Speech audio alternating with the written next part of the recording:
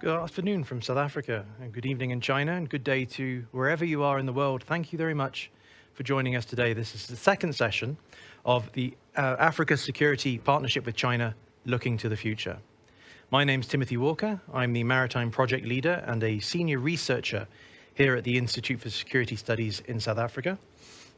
I've been currently implementing a project looking at strengthening African maritime security institutions over the next 10, 20, 50 years. And one of the key factors which will be involved in that throughout will be the presence and partnership of China. I'm delighted that we'll be able to have a discussion today with a number of fantastic experts who will be able to touch on maritime as well as land development and security issues around the Belt Road Initiative. Now, we see Africa, in a sense, as a very large island.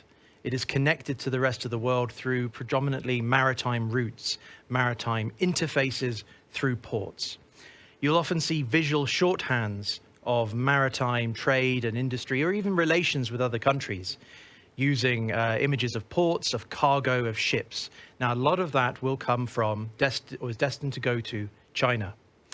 I'd like to also add personally that I started my academic career with a master's thesis on China. And I'm delighted that I'd be able to blend in my academic past with a professional future, and present, I should say, where we're looking at oceans governance, Belt Road Initiative, development initiatives, and interests going forward. I'd just like to also add, before handing over to the speakers, that we've heard that this is the 20th anniversary of the first FOCAC meeting. And it's an opportunity as well, not only to look forward, but to reflect on the past and the journey which took us to this time. Speaking of journeys, it would be remiss of me not to mention the voyages or journeys of Admiral Chung Hare.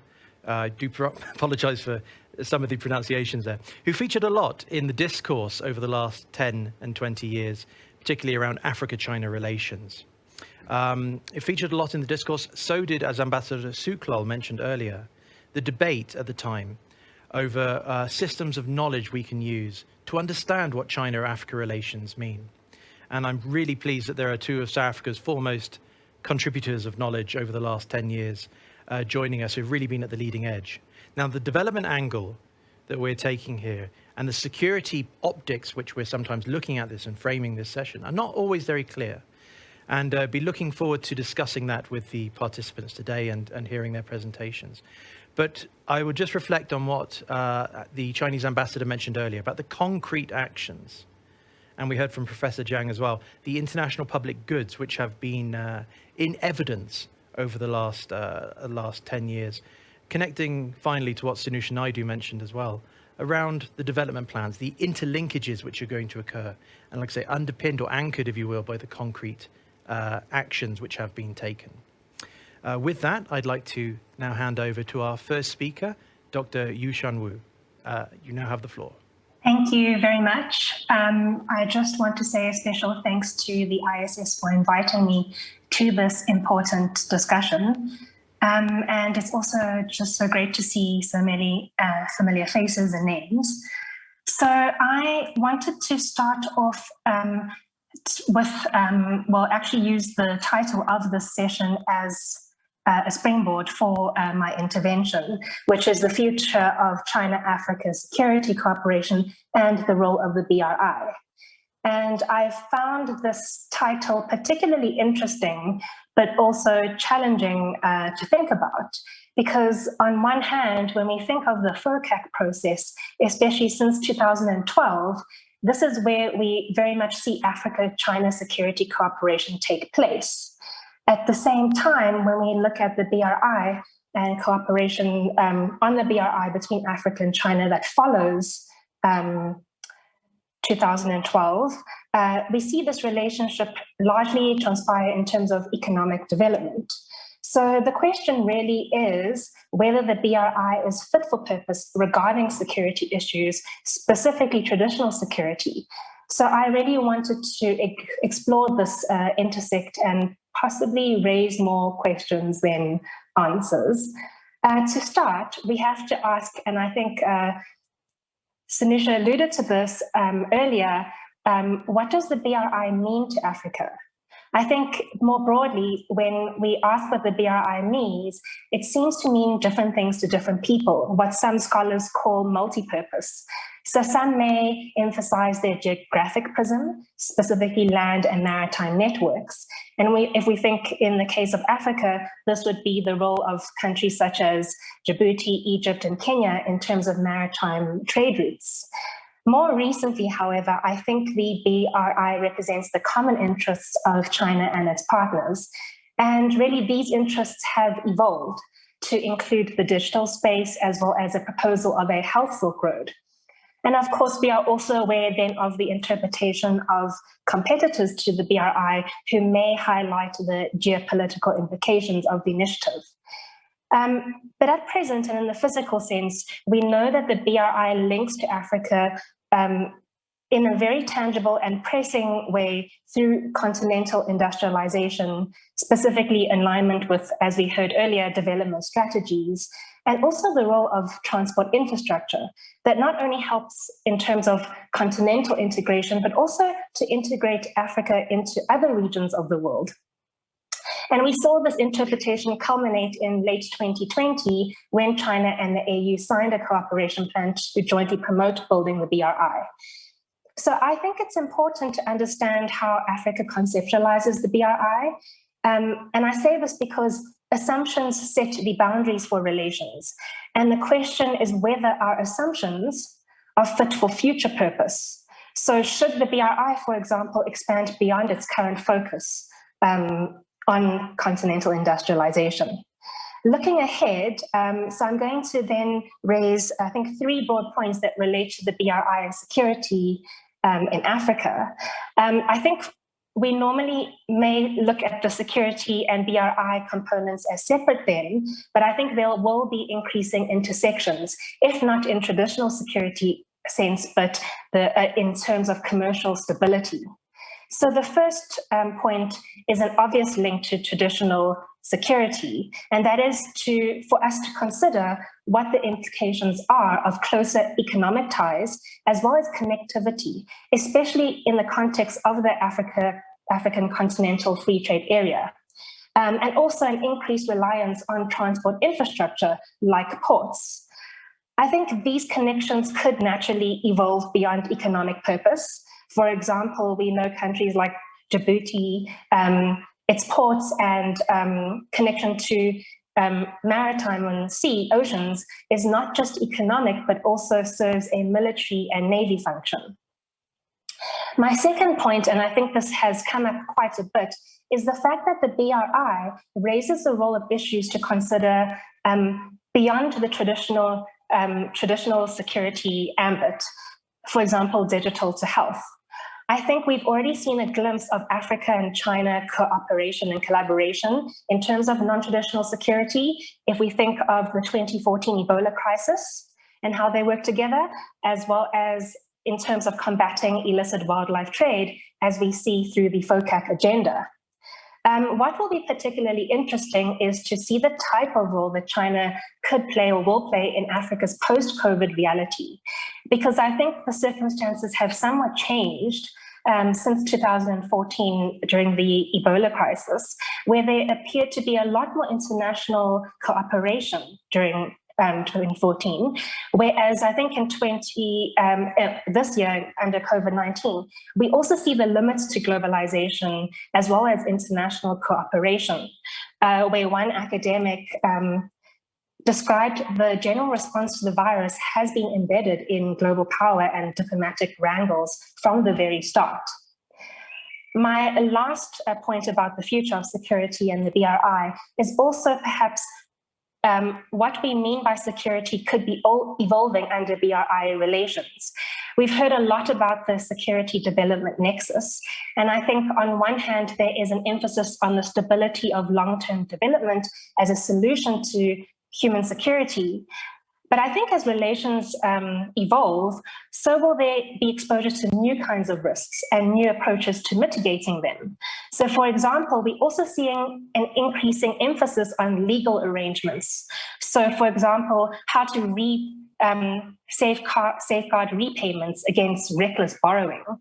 And this appears as also an interest for perhaps to provide security against risks as a precursor to development. I think overall, though, if we had to bring in the FOCAC process, we see a lot more drive for predictability in relations that brings a sense of security. If you think of the increased institutionalization and formalization of Africa-China relations, not just in BRI agreements, but in a range of areas under the FOCAC process, such as the security space, where we heard about side forums, the formalization of cooperation, training, and exchanges. So I'm going to end off and conclude by saying I think it's going to be interesting to see how the BRI develops and plays out on the continent. We've already heard this debate and discussion about how I think there are different levels of engagement. We see greater Pan-African approach to security issues. And at the same time, I think the relationship with China is still largely and qualitatively bilateral in nature. If we think about this is the level where naval bases are set, we also know that 46 African states have signed individual agreements related to the BRI.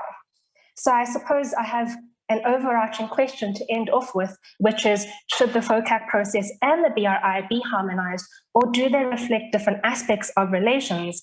And perhaps closer to home then, is there actually space to refine and conceptualize Africa's ties to the BRI beyond an economic purpose? Thank you. I will leave it here.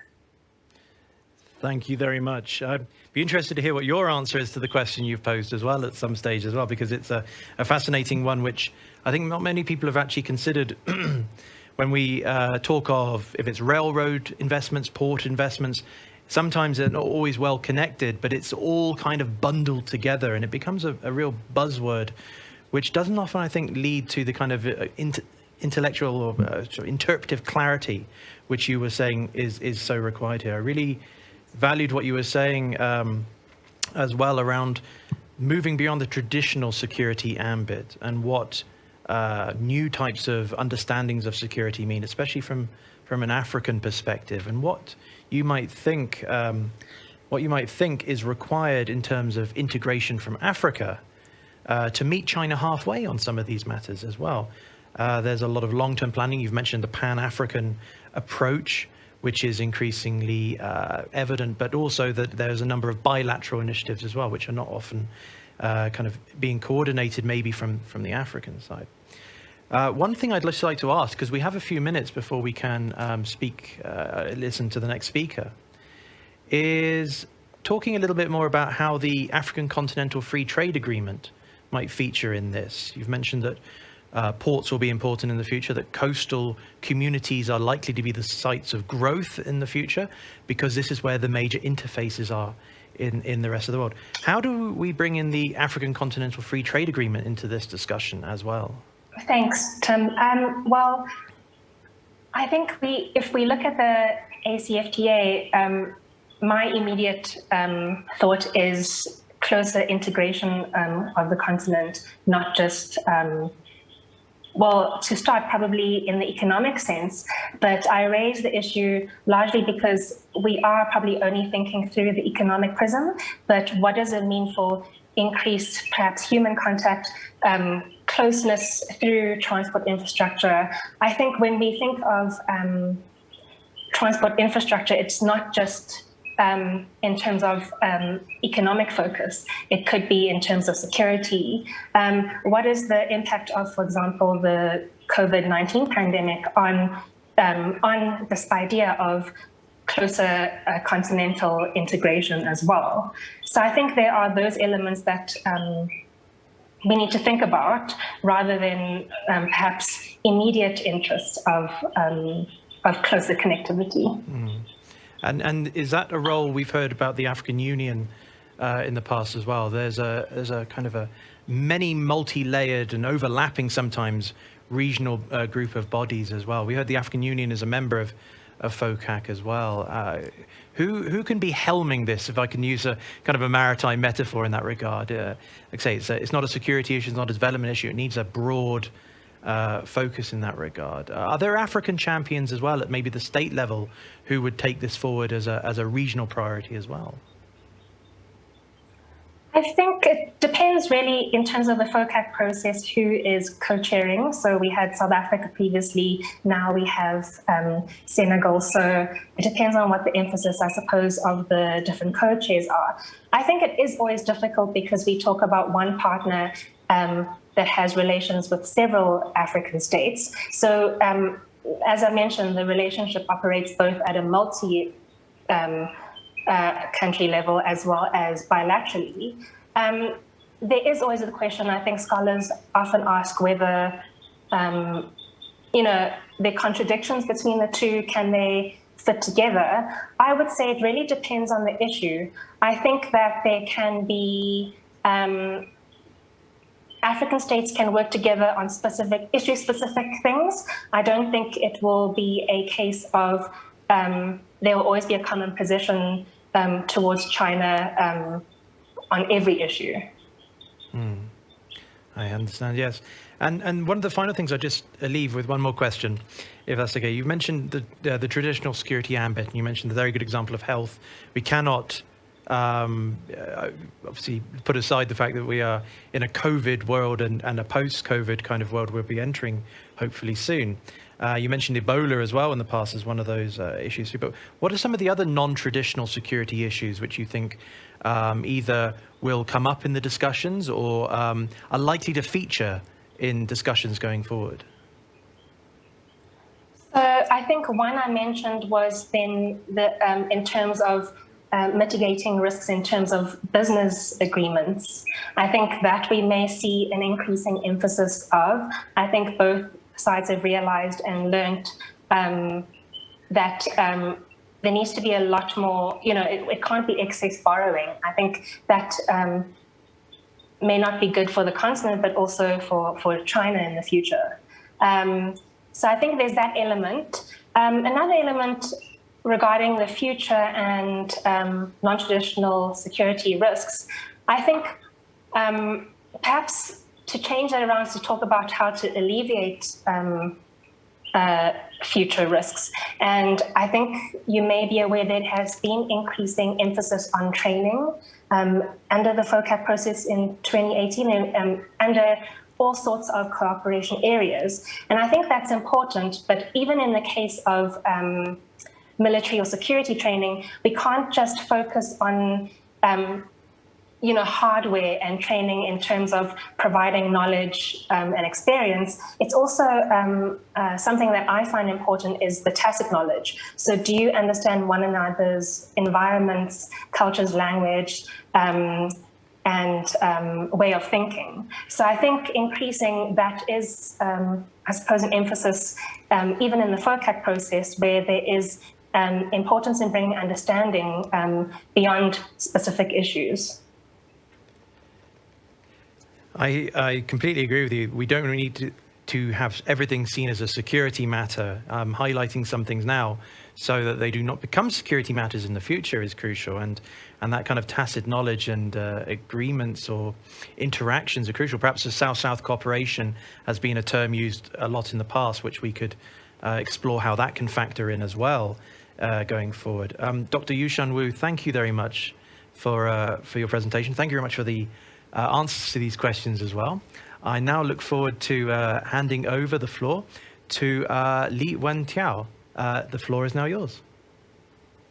Okay, thank you. Thank you, Professor Walker. So I thank you for the invitation of Chinese Embassy to South African and Institute for Security Studies and CICIR. And I'm from the CICIR, China Institute of Contemporary International Relations. We often say CICIR, CICIR. CICIR and NIHSS has a long-time academic cooperations. And you just reaffirmed the FOCAC. I still remember, and in 2012, the FOCAC, it is the first time for China to launch and the China-African Security Project and Initiative. So also in this year, the FOCAC and strengthened our two institutes' academic friendship. And our two institutes participate in FOCAC 10+10 think tank cooperation program. And before the COVID-19 epidemic, and we maintained frequent academic exchanges. So I think it is, fortunately, and we can continue our discussions. And in these sessions, the topic is about BRI and Sino-African security cooperations. And before I discuss this topic, I would like to share my observation of African political and security and situations. I think after the COVID-19 pandemic, the continent faced more challenges than any other regions. And we can see that currently, without the external help, it is difficult for many African countries to contain the epidemic. And I just heard that the head of the African CDC, and he said that he wants 6% of the continental populations get vaccines by 2022. But until now, only 2% population get vaccines. Of course, the South African is higher. The percentage is higher than other countries. But I think it is really a tough time for Africa now. And in the meantime, African economy suffered a lot. According to the IMF Economic Outlook report, and this year, Sub-Saharan African economic growth is 3.4%. It is weaker than the 6% for the rest of the world. And in this year, and the outlook is China is 8.5, American is around 6, India maybe 7 to 8. So I think many African governments have limited policy space to support the crisis response and recovery. And in terms of the livelihoods, per capita income has returned to 2013 levels. So it means in the past 8 or 9 years, the livelihood development maybe disappeared. As we know, Africa keeps the highest population growth. The continental population is growing at 3% a year. If national GDP cannot match the fast population's growth, more and more concern is rising. And many African societies is fragile or conflict affected. And in Sub-Saharan African, and employment fell by about 8.5% last year. I think it will be very risky, and with this high unemployment. And after epidemic, and in some African countries, the economic crisis evolved into a social crisis and a security crisis. Unrest in Africa is increasing. And 3 coups happened, in Mali twice, and just this month in Guinea. And the Chad's president and killed. And what is more concerning is that the regional big powers like Ethiopia, South Africa, Nigeria become more turbulent. I think this is more concerning and for me. So I think what happened in Africa now is very concerned by China. And African political and situation is more directly relevant to China's foreign policy. And we can see, and Chinese citizens were kidnapped, and in the Gulf of Guinea and in the Sahel. And Chinese companies and people, and we were evacuated from the territory of Ethiopia. And after the coup d'etat of Guinea, I think some Chinese companies is really worried about the situations in Guinea. And as we know, it is very important and for China's and imports, and we import half of its aluminum ore from the Guinea. So, and we often say that, and in China's official statement, we often say that developing countries is the foundation of our foreign policy, and African is the foundations and foundation. And now, China faces a more complicated and international environment. So I think currently, the African strategic role in China's foreign policies, it is more important than before. And we also emphasize the Chinese African policies, and we emphasize to build the China-African community with a shared future. So a stable, peaceful, and prosperous African continent is in China's interest. And I think next is what can we do in the future? What kind of cooperation and can help African and can guarantee a stable and sustainable Sino-African relations? And today we talk about BRI. Yes, I think BRI is relevant, is directly relevant to China-African security cooperation. But I first want to say the BRI is an initiative. It is not a geopolitical strategy or club. If there's no BRI, China still need to strengthen the security cooperations with Africa. And some people and scholars and its logic is that the BRI is Chinese and strategy, so China needed to strengthen the security engagement overseas to implement the BRI.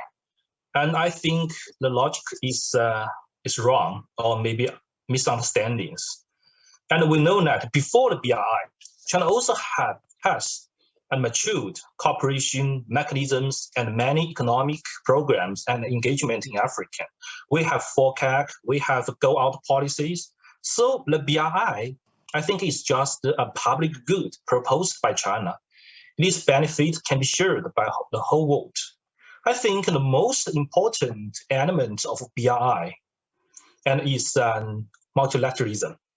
And the principle of BRI is extensive consultation, joint contribution, and shared benefits. So I think Sino-African security corporations maybe can learn something from the BRI spirit.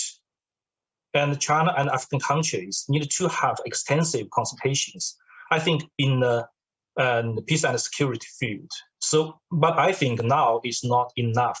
And currently, we do not form the regular security consultation mechanisms. And second, I think, yes, I think in the future, China should be a big country or be a great power, and China should take more responsibility and have more engagement in African peace and security issues and contribute more. But I think, firstly, we should avoid some mistakes made by some big powers or Western powers in Africa. I think we must contend in the interference or interventions, implosions out of self-interest. And I just heard in the last sessions and scholars talk about the African people should be in the driver's seat. Yes, I agree at this point. The African countries' ownership and the leadership should be respected. And I still believe that the most efficient approach is depend on the local government and the security force. The most sustainable approach is to help Africa and for the China's safety and in Africa is to help Africa improve its own security capabilities.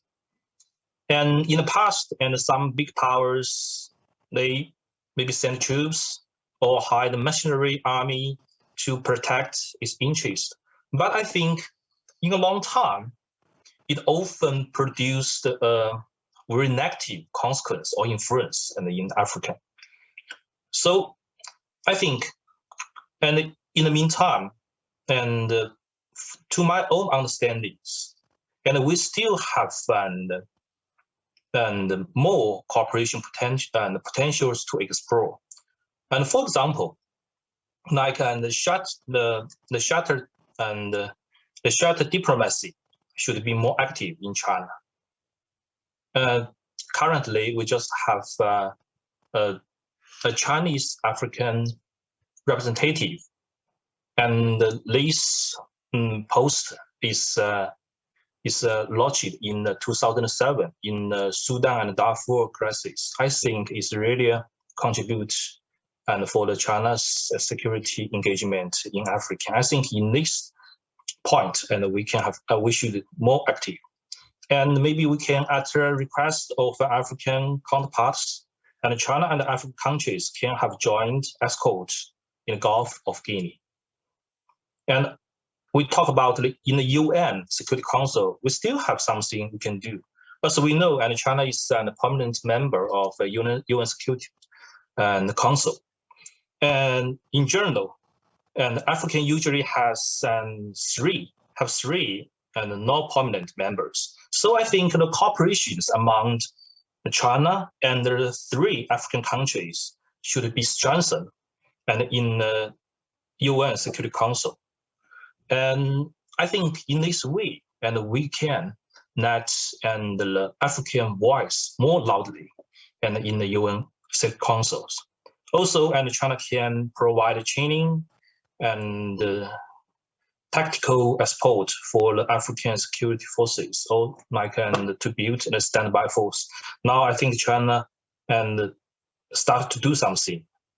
For example, we support and AU and provide some military and assistance, security assistance. And the third point is that the Sino-African security corporations should focus on the social safety nets.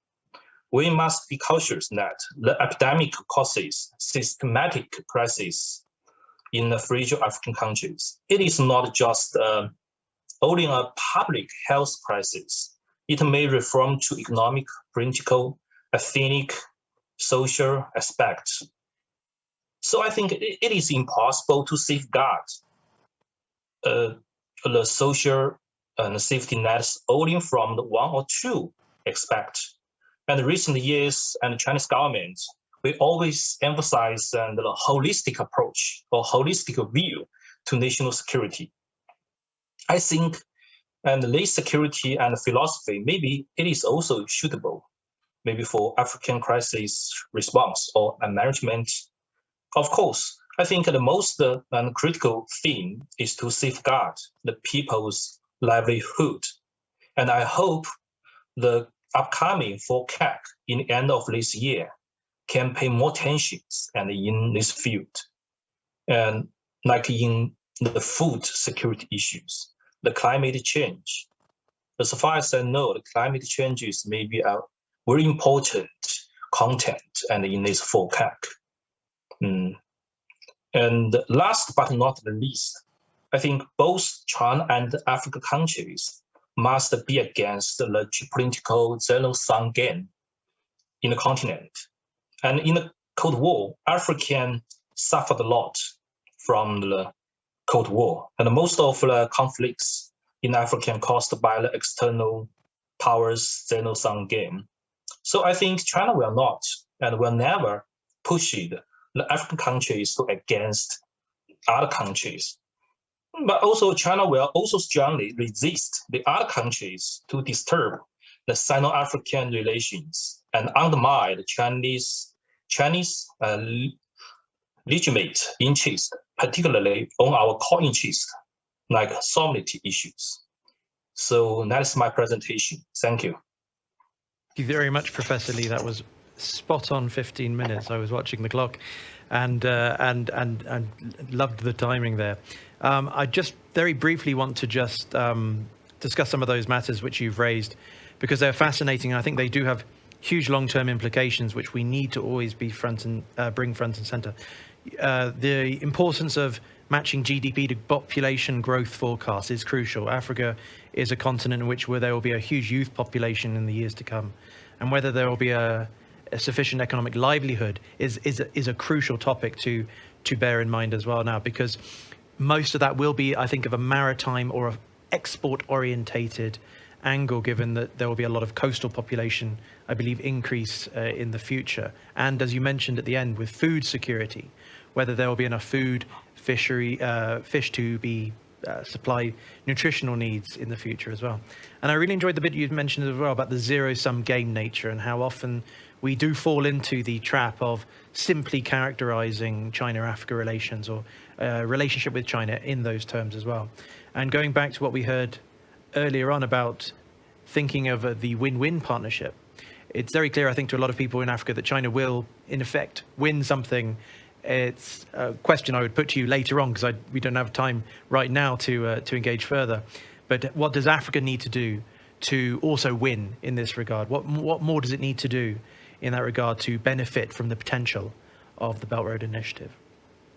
Those are some topics we could tackle a bit later on. For now, I'm delighted, though, to hand over to Cobus van Staden.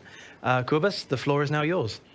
Thank you so much, and thank you so much for ISS for this kind you-Invitation. It's a thrill to be on this panel with all of these other amazing experts. So I think one of the kind of important issues to keep in mind is that with the BRI comes the issue of connectivity. Obviously, connectivity lies at the heart of the BRI, and we're talking there about the connectivity of governments, but also the kind of the actions and connectivities caused by multiple Chinese actors in Africa and multiple African actors. So, I think it's really important to kind of start kind of disaggregating all of those actors and to talk about the complexity, the full complexity of what these engagements bring to the continent. And one of the effects is that the field of peace and security itself has many connectivities, and China-Africa relations bring these connectivities to full visibility, and these include kind of connectivities between the peace and security, which we tend to think of frequently as happening at the government or army or those kind of levels, with issues like policing and law enforcement, for example, which as we've seen in South Africa a few months ago, the overlap between policing and law enforcement on the one hand and peace and security on the other is very close, very kind of diffuse, and it's very difficult to kind of pull those apart. So so in my work, I've been following a few kind of dynamics that I think would be useful to kind of to raise here. Just kind of to provide some examples of what this kind of complex connectivity looks like. In the first place, we've seen a lot of, obviously over the last 20 years of China-Africa engagement, we've seen a lot of Chinese migration to Africa, and with that also as Professor Lee has pointed out, this kind of like diffusion of who are Chinese actors on the continent, and with it the kind of heightened vulnerability of some Chinese actors on the continent. So, for example, we've seen a rapid increase in kidnappings over the last while of Chinese personnel working on various large-scale projects, including also kind of small business people and and people who are not working on large-scale projects but who happen to be doing business in Africa. So so that is one example of the kind of complexity of the Chinese presence here, the complexity of the BRI here, and the way that impacts then on peace and security issues. In the second place, we've also seen the rapid increase of non-state security providers on the continent. Obviously, South Africa has a massive amount of private security companies. It's a very big sector in South Africa. But we've also seen on the Chinese side the kind of growth of Chinese non-state security providers on the continent. So, for example, Paul Nantulia has recently shown that there's about 4.3 million people employed by the private security sector in China. Many of those include former personnel members of the People's Liberation Army and kind of other kind of security kind of bodies in China. And a lot of that work includes working in Africa in providing security around Chinese projects. So, for example, about 2,000 security personnel were involved in guarding various various kind of outposts of the standard gauge railway in East Africa. So their presence in Africa provides an additional level of complexity when one thinks about what peace and security looks like under the BRI, and then raising questions about the role of governments and citizens, kind of in relation to this presence. In the third place, we're seeing Chinese technology providers are becoming really prominent in peace and security initiatives in Africa, and particularly in the space where peace and security overlaps with policing and law enforcement. So, for example, Chinese technology companies are increasingly prominent providing safe city and smart city projects in Africa, which brings with them significant implications for law enforcement and for peace and security, not least, kind of due to the rise of very large scale surveillance technology, frequently AI-powered surveillance technology. So that both offers a lot of kind of new tools, I think, for African governments to improve, local security, and to feed into wider kind of peace and security implementation. But it also raises a lot of questions for African civil society about, kind of exactly which governmental hands one is handing this technology to. So I think, I guess my kind of I don't want to go on too long, but I guess I'll conclude with just similar to Yu-Shan. I think in a lot of cases, people like us who work on this in this field, we have to kind of draw all of these complexities together and start raising questions from them.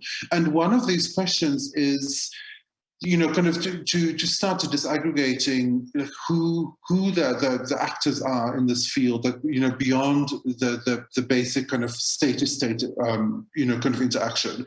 In the second place, within this field of state-to-state interaction, kind of what is the role of individual officials, and what is the role of, for example, the training of individual officials in creating a space for cooperation? To which extent does the connectivities offered by the BRI extend to actual cooperation on the ground? And then to which extent is this actual cooperation on the ground kind of in Africa's favor? Are we seeing the kind of cooperation on the ground that Africa needs? And then finally, I think, kind of how do these issues impact on economic development and job creation and other of these kind of pressing issues?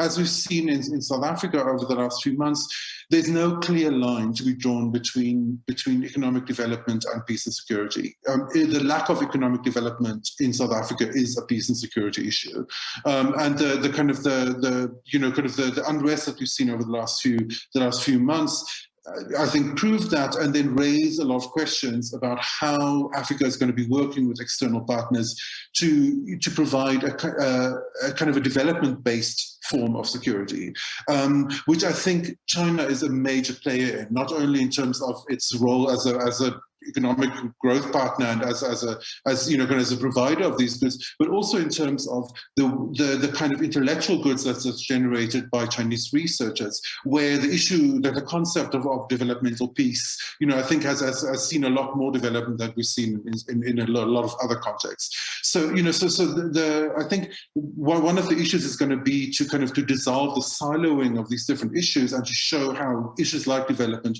for example, directly impact issues of peace and security. So I think I'll stop there. Thank you. Thank you very much, Cobus. Some of the points you've raised dovetail very nicely with what we've heard so far, and this morning as well. Connectivity as a word, we're using quite a lot, and when we start to unpack it and you say relating it to some of these issues as well, you realize, as you say, just how complex some of these matters are coming, and that some of the things we often take for granted, like the prominence of the state in some of these security discussions, is not actually there, because there's a large number of private security functions, or private security involved as well, which is fascinating. We just have a little bit of time before I hand over to the next speaker. I just wondered if I could ask you just to unpack a little bit about some of the developmental impact of the BRI. And you mentioned, that it has it will have an impact on security. What sort of challenges do you imagine, or do you envisage, will be affecting the, okay, I'm just struggling to put it in the right words, but I think the impact of the BRI will have a developmental effect which will improve security. As you say, the lack of development is a peace and security issue in itself. But what other matters or what other security issues might be a challenge in the future once, for instance, you have further connectivity through smart ports, for instance, and the cyber attacks, for instance, might be one thing. And might that impact on job creation and development, like you mentioned as well, that we do have a population increase forecast for most African countries, and there will be a need for this kind of developmental-driven economic growth and job creation. But what are some of the main security issues you also see potentially impacting? I think some of these security issues include the differential levels or differential trajectories of development, where certain sectors of a population develop quicker than others, and some sectors of the population, particularly youth and particularly poor youth, find themselves left behind in development, even as an issue that is exacerbated by the kind of elite relationships that we frequently see, not only in the China-Africa relationship, but in many of Africa's kind of external relationships. So that I think is one issue. The other issue is kind of security challenges, I think, that might come also through the dissemination of different technologies, and then the differential kind of implementation of this technology. So over the last while, one of my acquaintances does a lot of research on the implementation of smart city and other kind of technology. And one of the challenges that he's pointed out, and that we also hope to feature in some of our work later, isn't the only issue. The issue isn't only that this technology might work too well, which I think has been the kind of kind of worry that a lot of civil liberties advocates have raised, that this will lead to widespread kind of pervasive surveillance, or the growth of a kind of a surveillance state, or the use of this technology to crack down on opposition figures or so. But we also see the kind of partial implementation, or the kind of faulty implementation of some of this technology, where cities end up. We've seen this, for example, in examples of it in Pakistan, where there's been widespread investment in this technologies, and then as a somewhat kind of like patchy response, or where we see kind of like certain aspects of it being hijacked by non-state actors, or by kind of actors within the state apparatus that use it for kind of personal enrichment or so. So just simply because the technologies are being implemented don't mean they're necessarily going to be implemented in the way that they are functioning in China. So so in that sense, I think that's an interesting kind of like data point to keep an eye on. But I think the bigger issue is this kind of issue of the kind of combination of complex connectivity driven by both state and non-state actors, and the way that it then lands in the kind of in a landscape of very differential development. Kind of where there's both a kind of a strong incentive to kind of move forward with these kind of technological, kind of interventions, while there's a lot of actors kind of desperately looking for ways to try and also make money out of these interventions, or kind of use them for, for little bits of graft on the side, or so on. So the kind of the way that it will then, that this technology could then kind of impact on peace and security on the ground, I think becomes really challenging. Oh, thank you. That's fascinating. It makes me think of what Dr. Yu-Shan was mentioning just now about you've mentioned the uneven kind of distribution or differential development, and thinking back to questions around borrowing, credit rating, and how that will affect in the future as well. That this is a far more complex issue than is often appears right from the start. Thank you very much, Cobus. I look forward to engaging with you a little more just now. But just now, excuse me. We're going to now hand over to our final speaker, Dr. Yu Tiejun. Please, sir, now the floor is yours. Thank you. Thank you, Dr. Walker. Can you hear me? I can hear you loud and clear. Thank you. Thank you for invitation of the China Embassy in South Africa and ISS for inviting me here, and also congratulations for the 30th anniversary of ISS. It's great to have an opportunity to have a discussion here on all distinguished scholars in this field. So I think most of my points have been covered by speakers in the first session, and also the panelists in this session. But still, I want to repeat some points of mine. First of all, I think many scholars has emphasized, the feature of security in Africa. The concept of human security is more important, and we need to integrate development and security and governance together in dealing with the security challenge. So I will focus on that. Also combined with the Belt and Road Initiative as a key to construct a China-African security community. The Belt and Road Initiative, BRI, has been the main framework for China to conduct its foreign economic cooperation since 2013.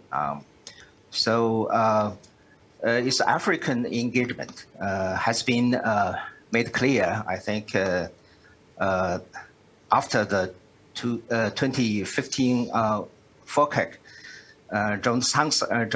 Johannesburg summit, and has been presented in all the 8 major cooperation initiatives declared at the 2018 FOCAC Peking summit. So we just witnessed the China-Africa economic and trade exhibitions here in China recently. So before that, the foreign officials has declared that despite the negative impact of COVID-19, the China-African bilateral trade amount to $139.1 billion in the first 7 months of this year, breaking the historical record. And China's FDI to Africa amount to $2 billion during the same period, during the same time, surpassing the level of 2019, also a historical record. So as China and Africa plan to have the next, FOCAC meeting in the Senegal later in this year, I think it's important to have a discussion on the role of Belt and Road BRI,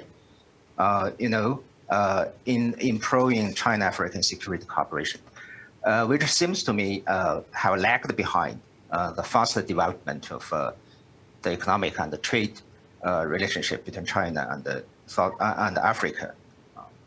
So in the first session, and the previous scholars in this panel, we have specified the challenges and the opportunities for African-China security cooperation. So we can say an obvious, there exists a strong governance security development nexus in African security. BRI. So I think a steadily advanced Belt and Road cooperation between China and Africa can bring a lot of things which are important to the security in Africa. The industrialization, the technology transfer, trade facilitation, and especially infrastructure connectivities, environment protection, capacity buildings, healthcare, and people-to-people, exchange. So all these things, I think, are very important to the security issues. Though essentially they themselves are mainly belongs to the developmental, area.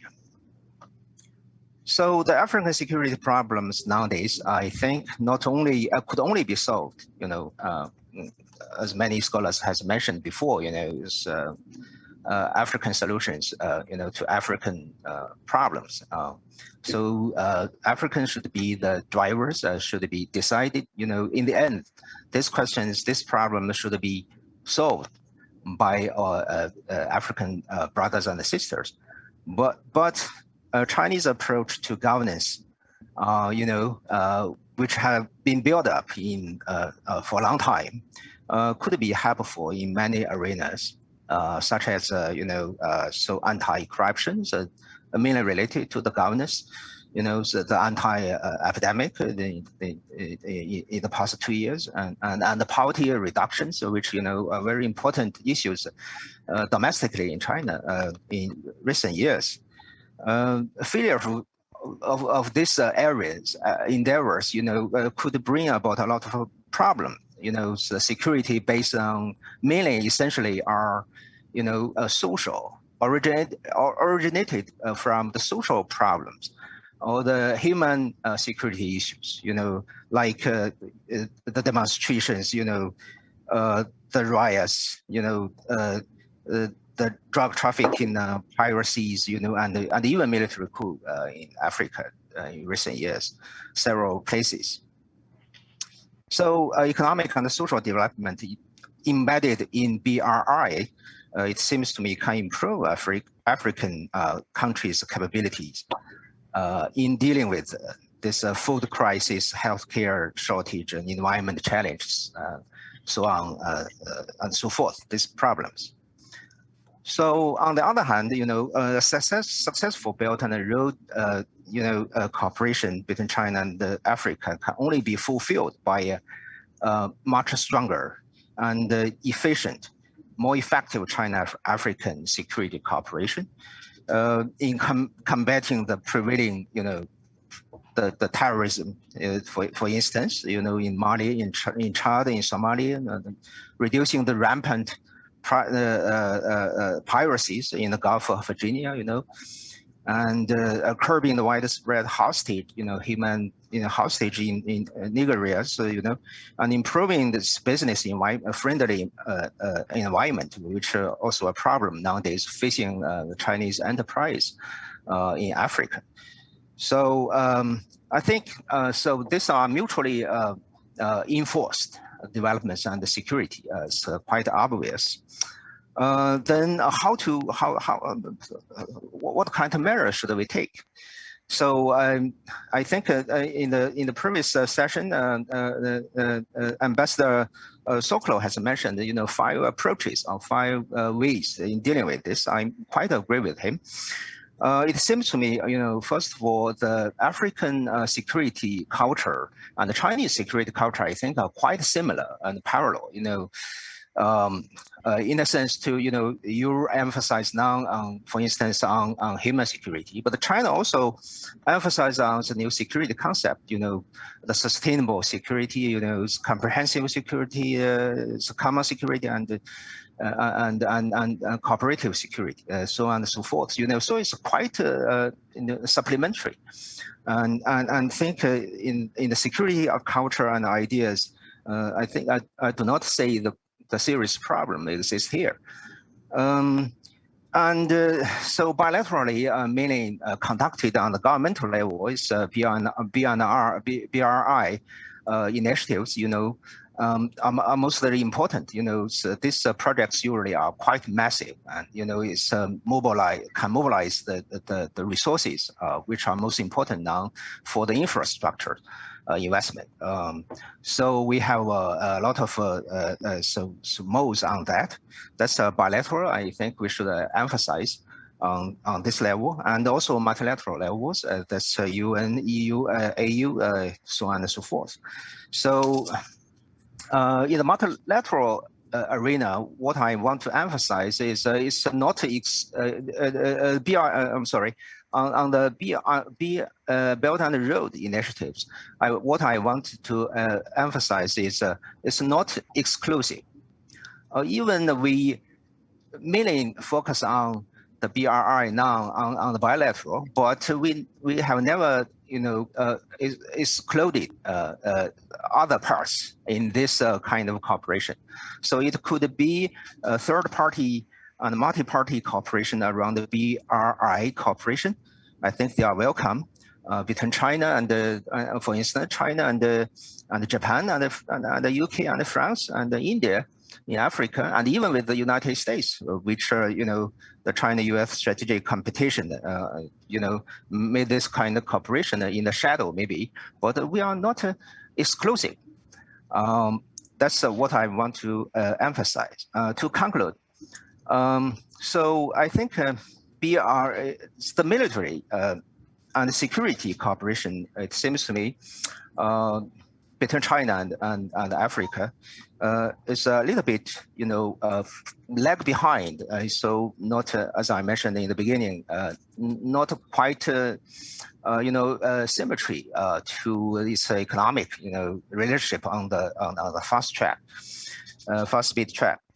So we need to promote the political settlement of the hotspot issues in Africa, and China was prepared to help Africa enhance the peacekeeping and the counterterrorism capacity in a joint effort to build a more secure Africa. So, BRI will play a key role in building a China-African community, it seems to me, development and security, like the two wings of a bird, that can make a bird can fly. Can make the China-US, the China-African security cooperation proceed more smoothly.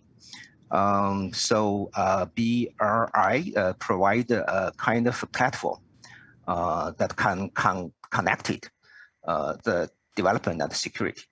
So I stop there. Thank you so much for your patience and listening.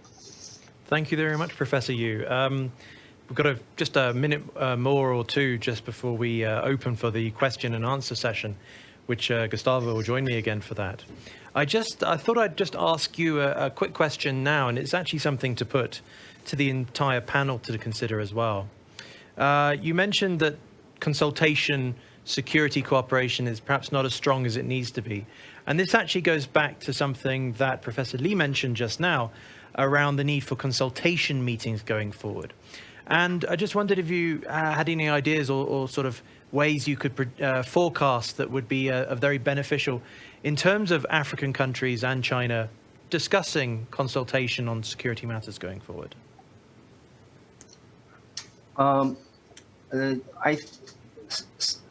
Some of my colleagues mentioned, like early warning, crisis management issues, which I think important to do at the current stage. It's kind of a challenge to the Chinese overseas enterprises. A lot of people worry about that.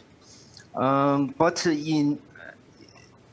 it's very difficult actually to establish an efficient early warning and crisis management, system. Some scholars have mentioned that why it's so important, so difficult. There's so many actors. Some are quite, potential, and we never know when it will happen, why it happened. But it seems to me more important and more difficult now at the current stage is we lack kind of a connection, even domestic, in dealing with the issues of crisis management. You need to the cooperation between different agencies, for instance. You need the cooperation between the private enterprise and the state-owned private sectors, enterprises, and even between the state-owned enterprises. I don't think they have an efficient early warning system or crisis management issue measures.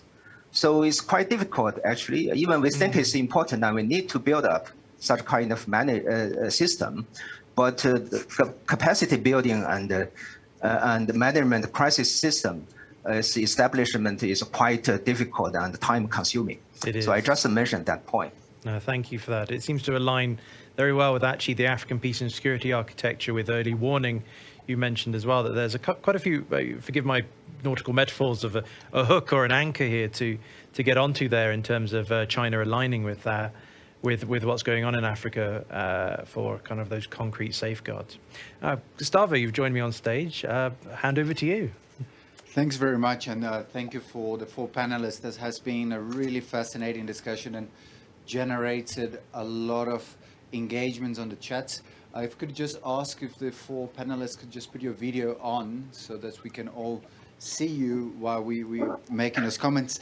But we actually engaged on a wide number of issues online, and I wanted to categorize them in around 4 to 5 main categories. And I think certainly for a lot of the participants online, this issue around development, security, and the broader nature of understanding concepts is something that came very strongly. And when talking about the BRI, most of you spoke about the integration between China and the African continent, but to what extent that it's fostering integration within Africa on the one hand, or that can create more instability through competition.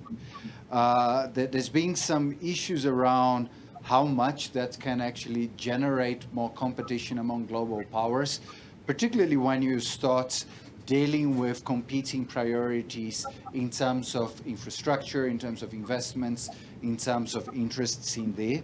And there was one very specific question from our participants asking in terms of course, we're talking about security issues, but how does those issues around BRI can actually link to issues related to migration, trade, transport, issues around blue economy, environment, culture, and so on. There were some interesting points and some reactions, I think, particularly to what Dr. Cobus was mentioning around this issue on again, and I mentioned that this morning about positionality of the Africans themselves, and to what extent do we continue seeing Africans as consumers rather than Africans as drivers, which links to some extent the idea of the disaggregating silos that Dr. Cobus was mentioning earlier, and to what extent that disaggregation can help one seeing Africa in a more complex nature.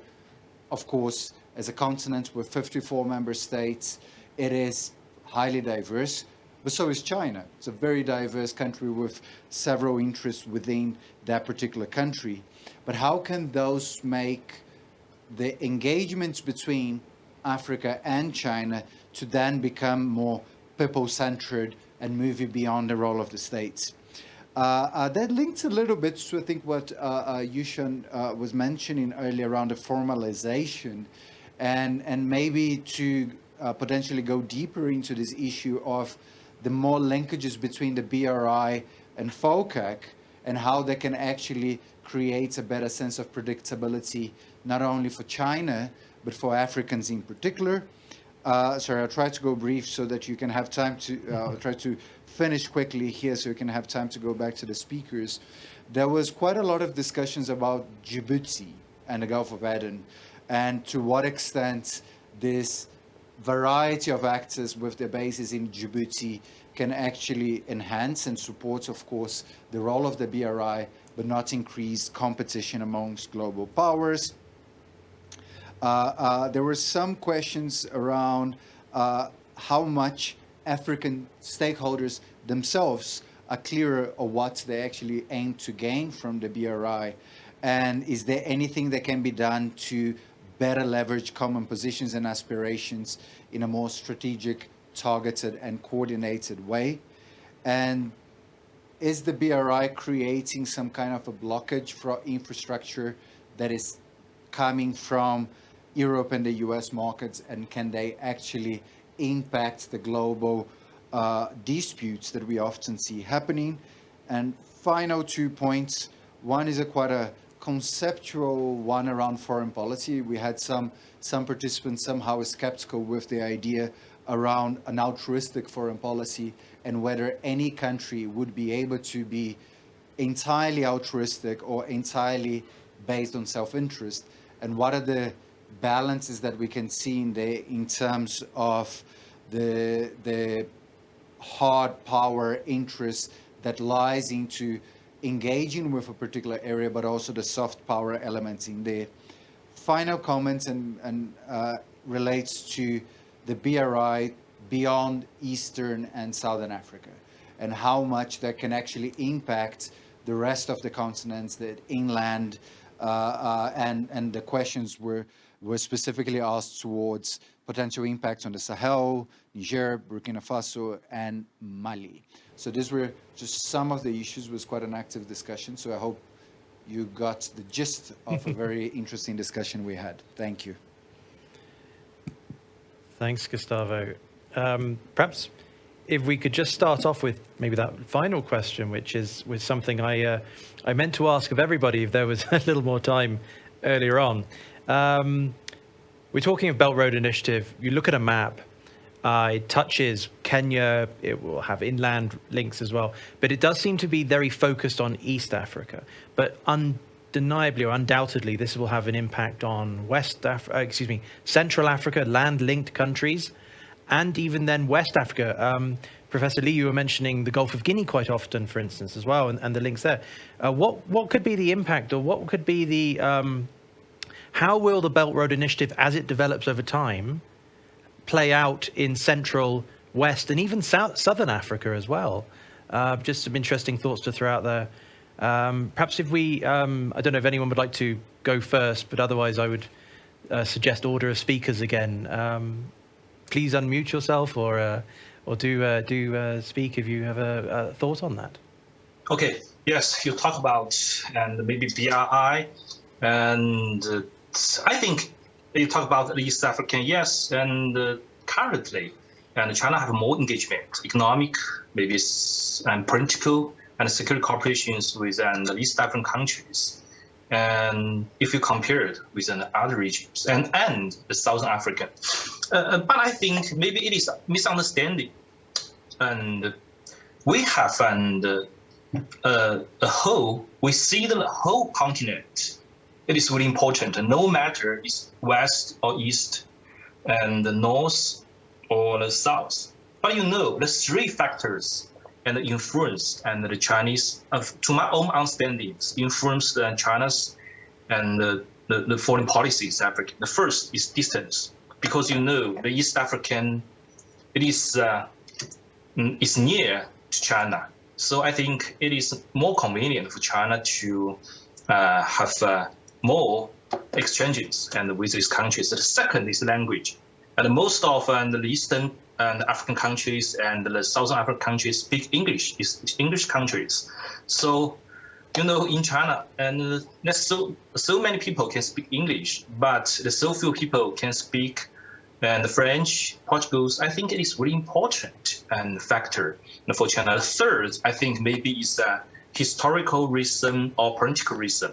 That is, you know, and many of the Eastern or the Southern African countries, these countries experience the socialisms for the ruling parties. So I think maybe, and China and these countries, we have the similar, not the same, but similar and philosophies, political philosophies. So it maybe can, and we can have a more close and exchanges and between the China and these countries. But I think now China have to pay more attentions and to the Western African countries. And for example, in this forecast, and Senegal and will be the host and Africans host. And China invests a lot and in Nigeria and in Guinea. It is really important. So I think China wanted to have a balance and African policy. But because of the distance, maybe culture, language issues, and the historical, political philosophies, and we have maybe different political or distance and with these countries. So that is my point of view. Thank you. Yeah, thank you. It takes me back to one of the initial points around looking forward, but also reflecting on the journey we've taken so far. I'm not sure if anybody else would like to pick up on that question, or indeed one of the points Gustavo raised as well. Please feel free. I think, Yu-Shan, I can see you looking like you're ready to speak, so over to you. Just to respond to your question about emphasis on East Africa, etc. I think, yes, I think when the BRI was first announced in 2013, we were very much fixated on the set routes and maps that were coming out and how Africa was specifically linked through East Africa. But I think that has somewhat changed. I think also with China, I think rebranding the initiative from a One Belt, One Road to the Belt and Road Initiative. But I don't think this is only on China's terms. I think what has happened is also an alignment of interests. So I think you start to see, I think 2015, when Agenda 2063 comes out, we start to see a lot more discussion on industrialization and agenda supporting in Agenda 2063 in the FOCAC agenda. I think the Belt and Road Initiative was hardly mentioned in 2015 and then increasing in 2018. So I do think we also have a role, or African countries and African partners have a role in determining what the future links to the Belt and Road Initiative is. And I think my intervention was really asking what we want that future to look like. At the moment, it is very much based on industrialization and current interests such as transport infrastructure. But I think we need to think in terms of the future as well. And a lot of the speakers talked about some of the risks and security issues that may come up that we need to, I think, include into the relationship. I also think, I mean, we ourselves as part of the epistemic community, and I said this elsewhere, have also contributed to what the Belt and Road Initiative means to Africa. I think there is still, we talk about it at events such as this, and I think that also helps build meaning to what it is. So I think, I think, as I said earlier, we need to be a lot more, there needs to be a lot more understanding about what Africa thinks about and what it wants when it engages the Belt and Road Initiative, rather than set specific routes. Thank you. Yeah, thank you. I appreciate what you're saying about the enduring nature of it, and it seems to have a flexibility as well, which with the rebranding and an application today has seen it in a sense revive. What I'd like to do is maybe just direct a question to Professor Yu, and then perhaps Cobus, if you would like to come in afterwards as well, if you've respond to anything you've heard the other speakers say so far, but also Gustavo. That it actually links to what you were saying, Yu-Shan, about and what Gustavo had from the comments about the kind of the blockages which may occur. And Professor Yu, you were making a very interesting point about how it's not exclusive. You know, the BRI in terms of it's not a mutually exclusive kind of setup. It is designed in a sense with African development priorities in mind, where they align and are harmonized. But could you just expand on a little more on that about the non-exclusive nature as well? Because I think that will tackle some of the comments which were addressed by Gustavo. Yes, sir. Actually, different countries have different advantages. For instance, in Southeast Asia, so the Japanese has done a lot of theirs, and all Belt and Road cooperation could be done with some Japanese companies, actually.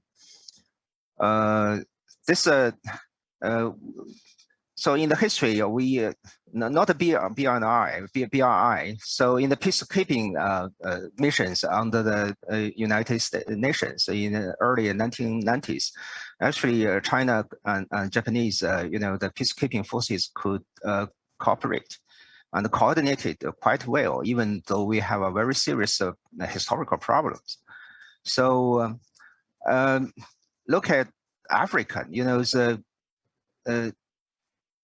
There are many countries which have a very strong impact and influence, having influence in here because of history, like French, like British, and non-American and Indians and some places Japanese and Portuguese. So and China want to expand the BRI initiatives in some areas, they have a strong relations with other countries. So why not coordinate? Even as I mentioned, in the shadow of the strategic competition between China and the United States, but we do have coordinated quite successfully in the P5 framework in the Somali waters, in the Aden patrols. So why not think about to coordinate to provide some, if we can provide as a public goods like the anti-piracies, in some places. So I just raised an instance for that. Under the Trump administration, the issues in 2018, the African strategy, targeting on China, as the #1 challenge of a strategic competitor of the United States. And they even expand this kind of strategic competition in African continent. But that's not all thinking. So as State Councilor and Foreign Minister Wang Yi has mentioned several months ago, this is not a playground for the game of major powers, Africa. So that's my answer. Thank you very much. I really appreciate it, because it was a fascinating point, especially when you're using the term shadow and talking then of the Gulf of Aden and anti-piracy issues. And responses, that you have what's called the SHADE mechanism, the shared awareness and deconfliction, which was lauded when it was launched, because it was an initiative where China, the US, and various countries would convene and obviously share and deconflict. And it takes me back to one of the ambassador's points right in the beginning of the concrete actions which have been taken, and another point which Gustavo raised, which had come from the comments and the chat so far, about the Djibouti infrastructure and the base, or the actions which have been taken there. And now, again, returning to that image of the shadow or the shade, these were constructed or undertaken in the shade or the with the overwhelming shadow of piracy threatening shipping throughout the region. Now, piracy off Somalia has, for all intents and purposes, not been a major peace and security issue for a long time now. So it does raise some interesting questions about the future, and I think the future role of the Djibouti base in safeguarding some of the Belt Road initiatives going forward. It's something which I'm not really phrased, I think, very well as a question, but to put it out there in case you'd like to pick up on it, or on anyone to respond. But we still have about a few minutes left, and I've neglected Cobus for a long time now. Cobus, is there anything you'd like to pick up on what other people have said so far, or the points that Gustavo raised earlier? Please, the floor is yours. Just picking up on Yu-Shan's point that the conception of the BRI has also shifted over time. As she pointed out, in a few years ago, it was really thought of as set routes, and at that stage also very strongly emphasized, as an infrastructure provision initiative. Since then, we've seen the BRI kind of shifting into other fields, and also responding to new realities. So for example, I think the BRI is actively responding to the COVID-19 epidemic, and I expect this year's FOCAC, we'll see a different kind of BRI, popping up than the one we saw, 3 years ago. So in that respect, I think it's really important for African actors, African governments particularly, to think of the BRI that they would like, you know, the one that particularly kind of like suits them, you know, and for example, you know, we see that this week there was I think it's still going on, a massive trade expo that's happening in Changsha in Hunan province in China, and this is a particular expo focusing on African trade, and we've seen the kind of announcement of a whole bunch of new deals and the setting up of Changsha as a space as a kind of a clearinghouse almost for African agricultural trade. So, you know, we're seeing these kind of massive deals to ship coffee and chili peppers and, you know, kind of other kind of agricultural commodities from various African countries to Changsha, from where it would then kind of get sold and, you know, onwards. So the kind of hooking of trade, for example, the hooking of something like the development of agri-processing as a sector, as an employment sector in Africa, which again, as we pointed out in a kind of a slightly more diffuse view of peace and security, these kind of like job creation and development initiatives have very real peace and security implications. It then is open to African governments to push for a kind of an application of a specific BRI model that really suits all of these preoccupations that also that are very high on the list in Africa. So, you know, so in that sense, I think it's important to kind of to encourage us to kind of work within the broadest understanding of the BRI, because that is the space at which the BRI actually does function. You know, so in that sense, kind of pulling in peace and security, putting in development, pulling in the development of particular kind of economic sectors as part of a wider kind of BRI cooperation project, I think is open to African nations, to African policymakers particularly, and hopefully we will see some of those kind of developments in FOCAC this year. But I think we're already seeing some of it developing from actors like Rwanda, for example, who've been very proactive in hooking their own kind of national development agendas to these kind of bigger kind of apparatuses like the BRI.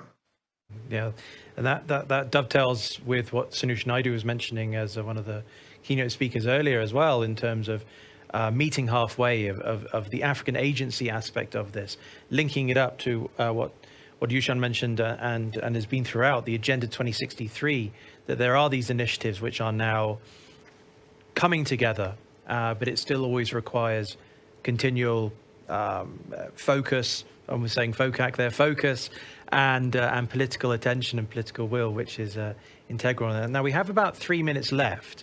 Now, Gustavo, is there anything else that you would like to mention just yet in terms of the comments that we have missed, or any additional ones? Oh, nothing. Okay. In that case then, what I'd like to do is just ask very briefly, maybe for half a minute, if each speaker can offer their final thoughts on this, if it's the future of the BRI in 10 years' time, or some of the main issues for FOCAC. It'd be fantastic to leave on that. I'd like to thank you all for your words today and for the engagement. And I would like to go in again in the order in which we spoke. So Yu-Shan, over to you, and then we'll go down the speaker line. Thank you. Sure.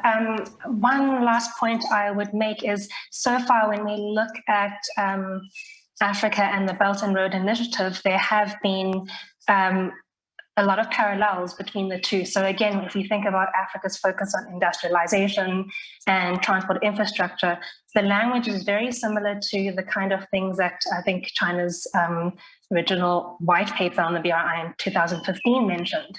So I think they were very much an alignment of interests.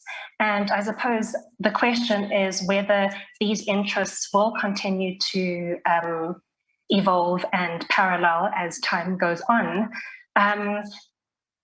Something that I've been interested in recently is also the idea of, foreign policy ideas, and how some seem to just simply fall away, such as the concept of the Asia-Pacific, and how some actually continue to have a life of its own. And I think the BRI is an interesting case study here, because it hasn't just become an idea that's captured, I think, the interest of the epistemic community and academia. It continues to be mentioned at conferences, etc.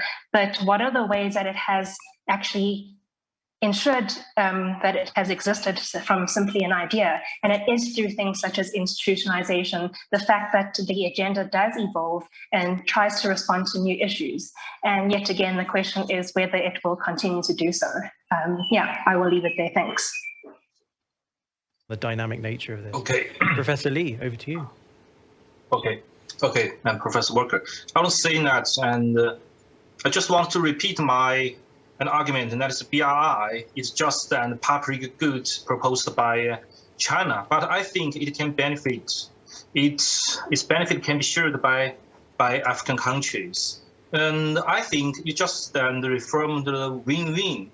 And you think maybe some African countries think and China win more and maybe win less. I think, and from my understandings, and Chinese government or Chinese officials, scholars, they really want a win-win solutions for our cooperation, because only win-win models can be sustainable and not just one win. And secondly, I want to say, and please do not exaggerate and the BRI's strategic roles, and we cannot just think of BRI as some geopolitical issues. I think it's totally different. So most of people always linked the BRI to Djibouti. They think maybe Djibouti we have some maybe security engagement there or military engagement there to protect only Chinese interests. And because of the time limited, I don't want to explain more. But I think you can see what happened in Ethiopia and what happened in Sudan, what happened in Somalia. Do you think China will send our troops to there? I don't think so. And of course, Ethiopia is really important for China. And even Sudan. And Bashir, some Western countries think Bashir is a good friend of China, now overthrown. Do you think we will send it? I don't think so. So I think maybe sometimes we cannot exaggerate.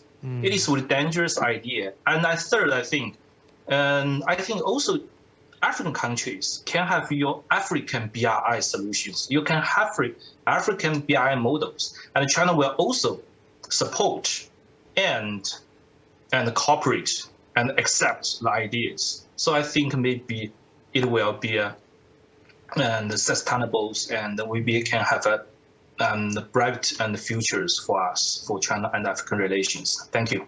Thank you. Yeah, I can see the like I say, the buzzword nature of it often means, like I've said about hooks, it means a lot of things to a lot of people, and we need to be a lot clearer on those implications. Thank you. Cobus, over to you.